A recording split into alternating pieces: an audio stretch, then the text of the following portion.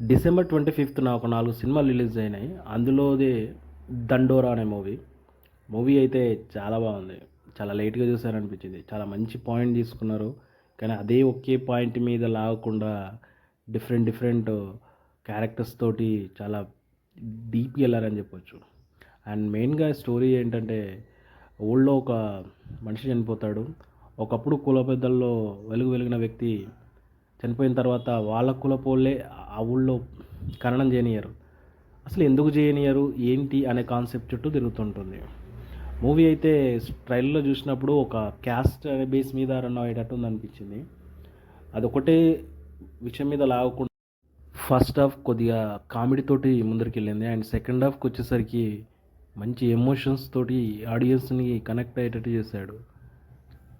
Second హాఫ్లో చాలా బాగా సెట్ అయింది. దానివల్లే మూవీ సెకండ్ హాఫ్లో గ్రాఫ్ మామూలుగా పెరగలేదు. క్లైమాక్స్కి వచ్చేసరికి అది పీక్స్కి వెళ్ళిందని చెప్పవచ్చు.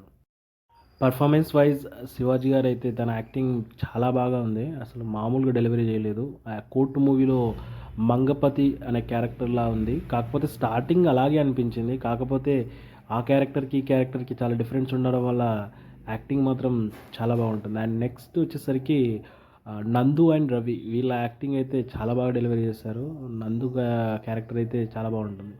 అండ్ నవదీప్ క్యారెక్టర్ని యాక్చువల్గా ఇంకా లాగేది ఉండే అనిపించింది. ఆ క్యారెక్టర్ని ఇంకా బాగా వాడుకుంటే ఇంకా ఫన్ జనరేట్ చేసేది అనిపించింది.